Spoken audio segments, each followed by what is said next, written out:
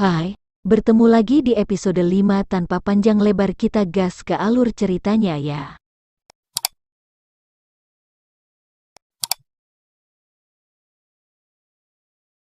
Di episode sebelumnya, Hairin yang merasa sedih karena kehilangan Sujin mendapati Seo Junji berada di depannya.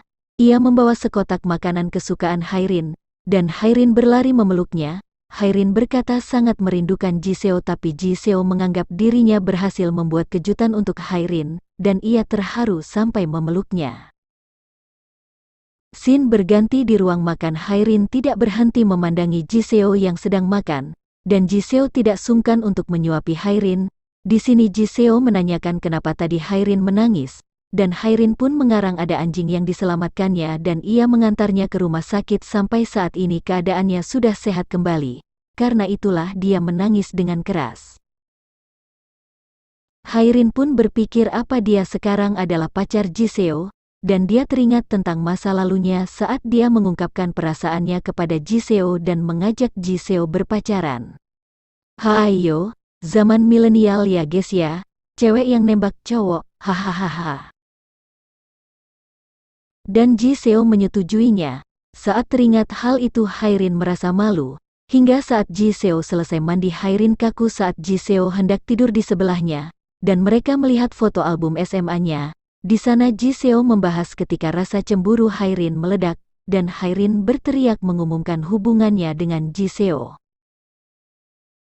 Hahaha, lucu sekali pose Hairin yang berada di belakang, foto nyempilnya, dan ketika sampai di foto Sujin yang hilang, Ji Seo tidak melanjutkan pembahasan dan memilih untuk tidur karena tidak ingin membuat Hairin bersedih. Mereka pun tidur bersama. Hairin berpesan besok juga Ji Seo tidak boleh meninggalkannya, harus selalu di sisinya, dan Ji Seo menyetujuinya karena mau kemana lagi kalau tidak bersamanya. Pagi pun datang. Hairin panik mendapati Ji Seo tidak berada di sampingnya. Dia pun bergegas bangun dengan tergesa-gesa, dan dia mendapati Ji Seo baru pulang dari pasar untuk berbelanja. Lega dong Hairin. Ji Seo juga berkata iya hari ini akan bekerja sore hari jadi siang hari dia free, dan Hairin memutuskan mengambil cuti kerja siang, agar bisa berkencan dengan Ji Seo.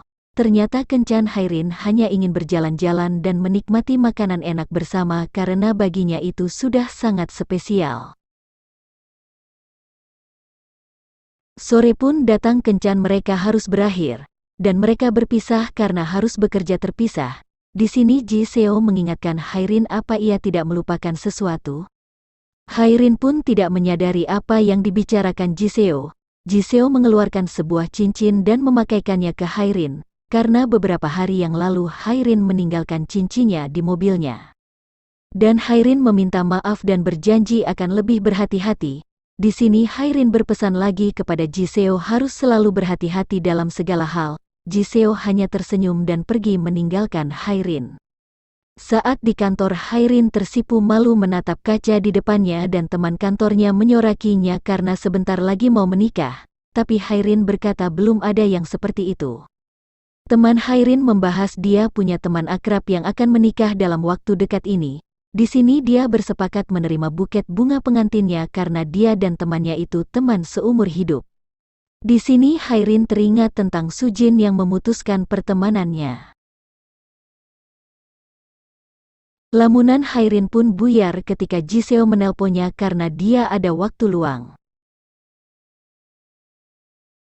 Dan Ji Seo menceritakan bahwa ia mengalami kecelakaan kecil saat rapat tadi.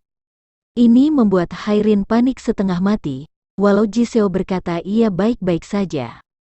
Hanya luka bentur saja. Dan dia berkata akan menjemputnya seusai bekerja. Seusai bekerja Hairin menghampiri Ji Seo di tempat kerja. Wajahnya yang panik menanyakan di mana luka yang ia dapat saat rapat tadi.